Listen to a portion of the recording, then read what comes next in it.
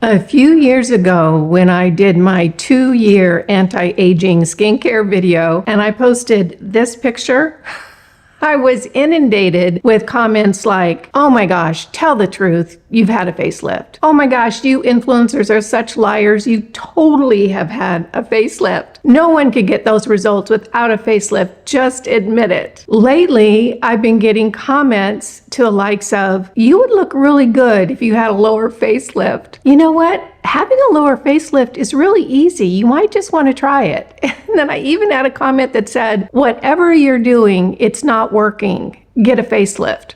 So here we are. We have gone from you've had a facelift to you need a facelift.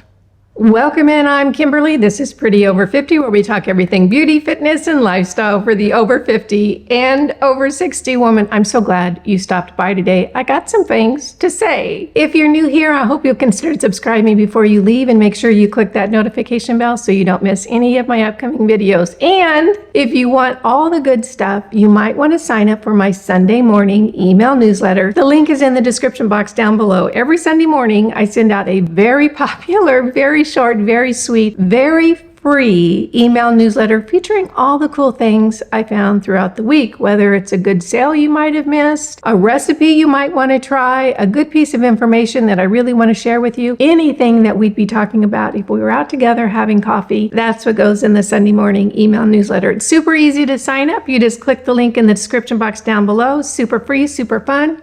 I think you're going to love it. Way back when I was in my mid-teens, I came up with a condition called a planter's wart. And I know that sounds really gross, and it is really gross. What it is that it is a condition where you kind of get a little wart that grows inside of your skin. Instead of coming out, it goes in. Well, I had it on the bottom of my right foot, right on the ball of my foot. And oh my gosh, it was painful. It made walking very painful because it was like having a little stone inside your foot. And every time your foot would hit the ground, it was very uncomfortable. So at the time, I lived in a little town in Northern California. It was pretty sleepy back then. And my mom sent me down to the little village doctor. You know, way back when doctors would hang a shingle up in a little one-horse town, and that's where everybody would go to. That's what it was. And so I would walk down to the village doctor, and he would put acid on the plantar wart. I know this is gross, sorry. And then he would scrape it off with like a razor blade. And this went on for a long, long time. I would go every so often, you know, in intervals, waiting for the acid to kill the skin and blah, blah, blah. Well, it wasn't working. It just really didn't work, but he kept having me come back. Lucky for me, I was in a grocery store, and do you remember those little prevention magazines? They were just these little magazines. I picked one of those up, and I was thumbing through it, and I saw an article on plantar's warts. And I read the article. I think I bought the magazine too and took it home. And what it talked about is that desiccated baby beef liver, which is a supplement. I know it sounds like a weird supplement, but desiccated baby beef liver could cure plantar's warts. You just needed to take a high dosage for, you know, several days or a few weeks, and the plantar's warts went away, at least in the article where they were talking about different cases that they'd reviewed. So I got myself some desiccated baby beef liver. And mind you, this is more than 50 years ago. And I still remember the name of the supplement because it had such an impact on my belief system. So I got the desiccated baby beef liver, and I took it high doses for just a few weeks. And guess what? The plantar wart disappeared. So I went back to that little doctor and I said, "Look, this is what I took, and look, it's gone." And you know what he said to me? He said, "Oh, it was probably just ready to go away anyway." And I thought two things at that moment. First, that he just didn't even know what he was doing. And secondly, the medical profession really overplays their hand. So that little story put me on a journey of noticing the medical profession versus the more holistic arena of healing and nurturing the body. And what I noticed throughout my life is that those people who took care of their bodies had a much better outcome than those who kind of got in the medical industrial complex system, and I call it the system. So those are people who get a condition and then they go get a medication, and that medication gives them side effects, so the doctor puts them on another medication, and then they need tests, and then they need more of this and that, and it's just getting in the system. Those people, my observation over the years, never really had a full, vibrant, healthy life. Whereas the people who took care of themselves really did. So that belief system really became stronger and stronger over the years. And the reason I'm bringing this up is because when I was 62 years old and I looked in the mirror and I thought, oh my gosh, who is that old lady? I never once considered getting a facelift. I just really didn't. And as a matter of fact, I was I had bristled a little bit over hearing plastic surgeons state emphatically that you simply cannot improve your skin unless you get a facelift or surgery. And I thought, you know what?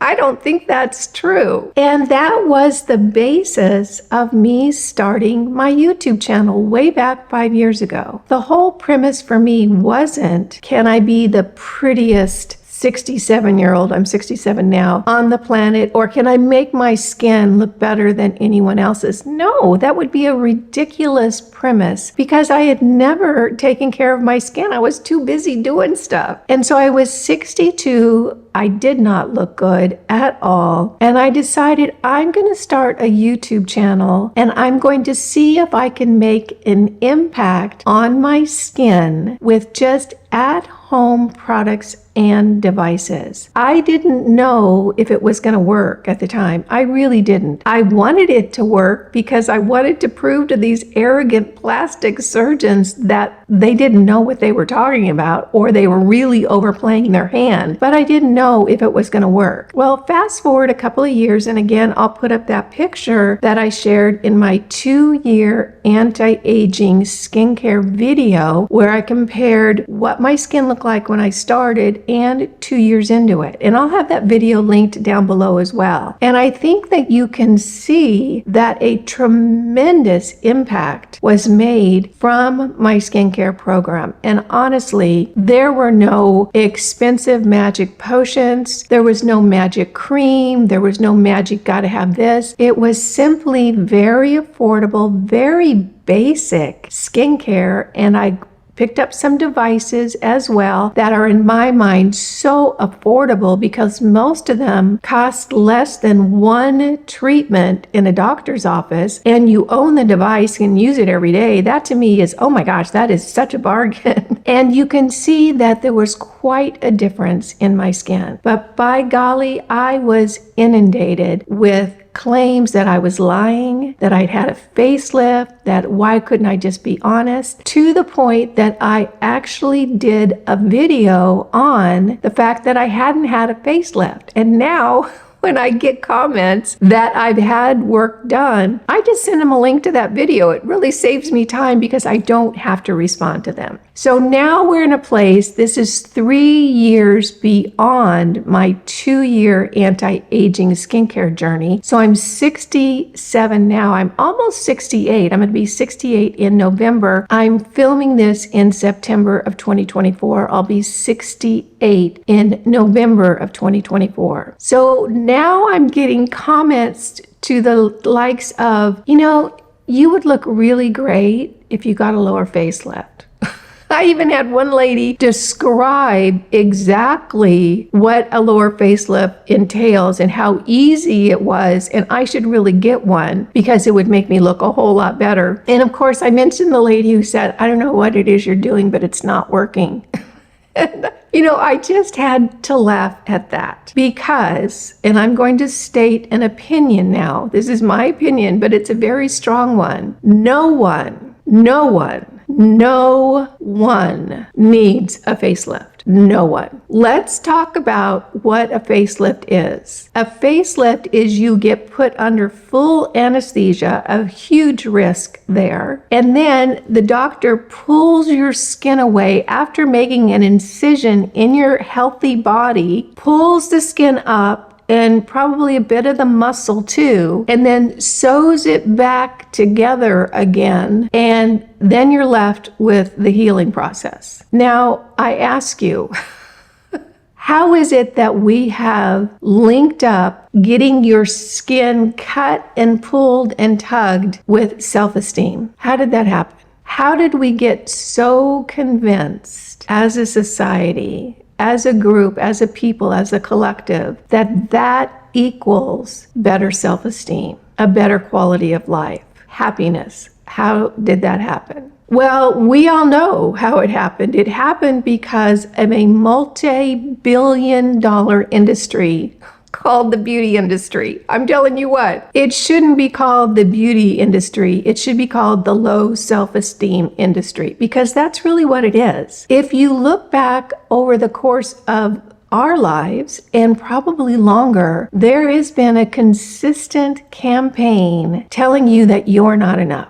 You're not pretty enough. You don't look young enough. You need this thing. You should be getting this. You should be dressed like this. You need to do this. Blah, blah, blah, blah, blah. Over and over and over again, we are inundated with an industry whose very survival hangs on us feeling bad about ourselves. And how did we get here? We got here because of corporate profits. They need to make profits. And the beauty industry is only going to profit if we feel bad about how we look. Now, do I enjoy makeup? Yes. Do I enjoy skincare? Yes. Do I enjoy all the fun stuff that comes with being a girl? Absolutely. Do I enjoy the hidden message that if I don't do this, if I'm just bare-skinned, that I'm somehow a problem, or I'm less than, or I'm not as valuable? No, I don't enjoy that at all. But unfortunately, that's where we're at. So here we are, decades into this campaign that we're not enough. And you know what? It's worked. It's really, really worked for them. They have profited to the tunes of billions and billions, if not trillions of dollars, from telling us repeatedly we're not enough, which in my mind is just ridiculous. And here we are. Now we understand it. Now we understand it. I think if we all sat down and had some quiet time and reflected on what's going on, we would get it. We would get it that the underlying message being pushed is we're not good enough just as we are. And I completely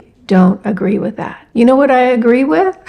I agree with enjoying life, being healthy, taking care of our bodies, taking care of our days, taking care of what we think about, taking care of who we spend time with, taking care of what we do with our time. One of the most important things that I have learned from my anti-aging skincare journey 5 years into it now is that the only thing that happened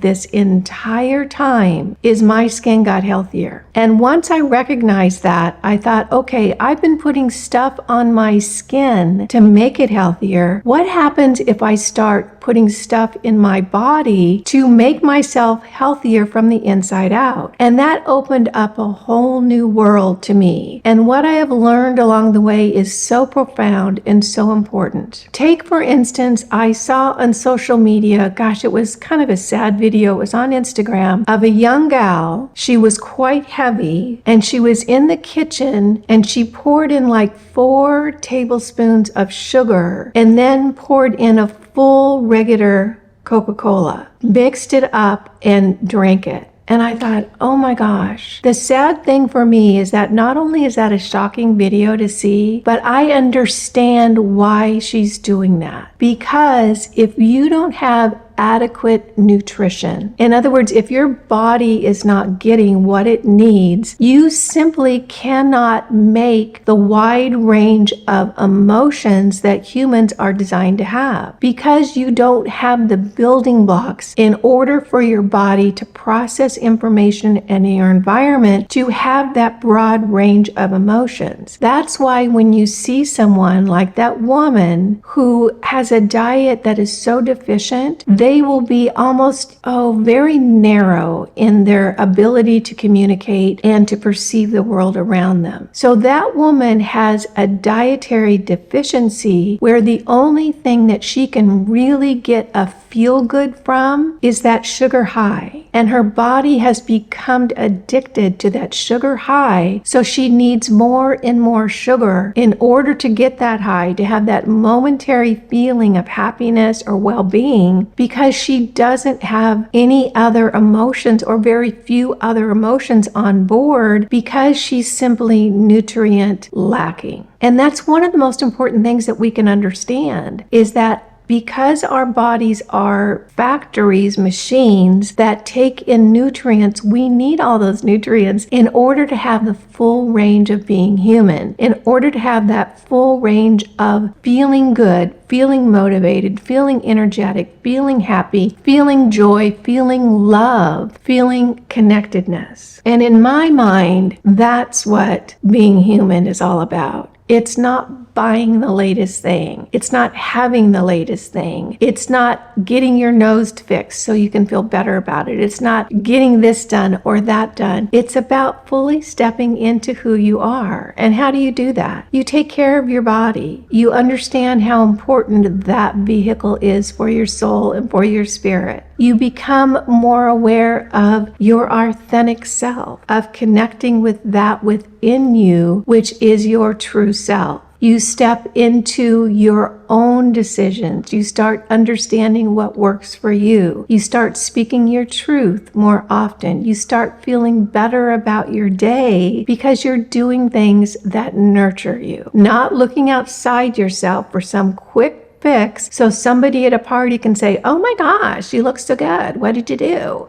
You know, that is a very, very fleeting thing. But feeling good within yourself, feeling centered, feeling true, feeling authentic, that to me is true beauty. That to me is true aging in a way that makes a difference. So back to why I'm getting these comments about a lower facelift all of a sudden. What I suspect it's about is because I have lost weight. I've lost body fat and I am fitter. So on the scale, I've lost probably between like 20 to 25 pounds depending on the day, but actually I've lost more because I have greater muscle mass than I did when I started on my fitness journey. What that has done is it has made my face more narrow. In other words, I've lost the real heavy cheeks that I had when I first started my channel. I've always had very round cheeks. I call myself a Campbell soup kid. You know, I have that little round face, but my face is thinner now because I weigh less and I have, oh my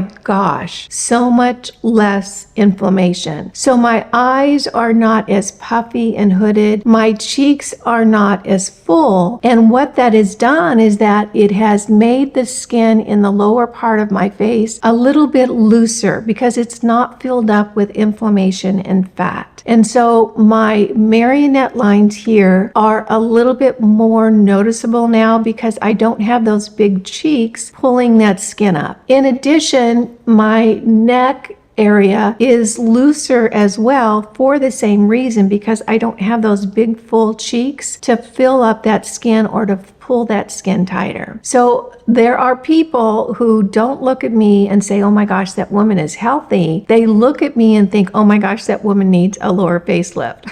Which I think is so funny, because even with the looseness in my skin on my face, I think I look healthier. I think I look better because I'm healthier. You know, I can remember back in my 20s when I was sort of still kind of every now and then going into the doctor's office. And there was one time when I had a rash on the backs of my hands that the doctor was completely confused about. She had no idea what it was, and she wanted me to go in for a battery of tests, you know, get me in the system. Well, once I was done with that doctor's appointment, I went across the street to Sunrise Health Foods in the little town I lived in, where a fellow worked there. Oh my gosh, I will always remember him. He was so incredible. He was even older then. I was like in my 20s. He was probably in his 50s at that time. Super fit, beautiful silver hair, and the most piercing, gorgeous, bright blue eyes, and just so energetic and so vibrant. And he was kind of my go-to when I had a health condition. Well, after I got done with the doctor's appointment where she had no idea what the rash was on the back of my hands, I went over to that health food store and talked to him, and he looked at my hands and instantaneously goes, "Oh, you've got ringworm. Come back here." And he gave me a tube of medicine that the owner of the store would drive down to Mexico every so often and get a boatload of it and bring it back. What had happened is that I was dating a man who was a dog trainer. And so he was around dogs all the time. And so that ringworm virus didn't impact him because his body had gotten used to it. It had learned to overcome it and not have symptoms of ringworm. Well, because I was dating him and I would brush up against his arm and that sort of thing, I got the ringworm on the backs of my hands from that contact. And because I wasn't a dog trainer, my body was blown away by it and came up with a rash. Well, that cream that I was given worked immediately, and it was a happy story. The reason I bring that up is because when I compare the health of the people at the doctors or at the hospital with the health of that incredible gentleman in the health food store, it was night and day. The people in the hospital were not fit. They did not look vibrant. They weren't energetic. Most of them were kind of, overweight and didn't look like they worked out. Whereas he was extremely healthy and extremely vibrant. And I think that therein lies the difference. We have been sold a bill of goods that we have to go get all this stuff to be healthy, which is, in my mind, the wrong direction. The right direction is supporting your body with good supplements, good exercise, sunlight, fresh air, grounding, touching grass, doing whatever you can to keep your body in the very best shape you can to avoid getting into that system and into that treadmill that, from my perspective, kind of never ends. So we've come all the way around from me being told I had a facelift and I'm a dirty liar to, if I wanted to look really good, I need a facelift. And am I getting a facelift? No, absolutely not. What I am going to do is continue with my skincare program, which in my mind has been wildly successful. Have I spent a ton of money on really expensive stuff? No. Most of the stuff I use is, $30 or under. A lot of it's $20 or under. I do have some devices I love. Do I feel like they're worth the investment? Absolutely. Am I going to do my best to keep my body healthy, to stay out of that system? Oh, you know it. Absolutely. And that is the way that I'm going to handle getting older. I'm going to stay active. I'm going to keep nurturing my body. I'm going to get lots of good sunlight. I'm going to have fun friends. I'm going to keep myself busy with wonderful, engaging activities. And I plan to have a whole lot of fun from here on out. And I'm also not going to be having a facelift. Well, that's what I have for you today. My journey from you had a facelift to you need a facelift, and that's my position on it. I hope you found this video fun, useful, and helpful. And if you did, go ahead and give it a thumbs up. You guys know it just tickles me when you take a few minutes out of your day to spend it with me. I appreciate that, and I appreciate you. Again, I'm Kimberly. This is Pretty Over 50, where we talk everything beauty, fitness, and lifestyle for the over 50 and over 60 woman. Make it a great day, and I'll see you in the next video. Bye now.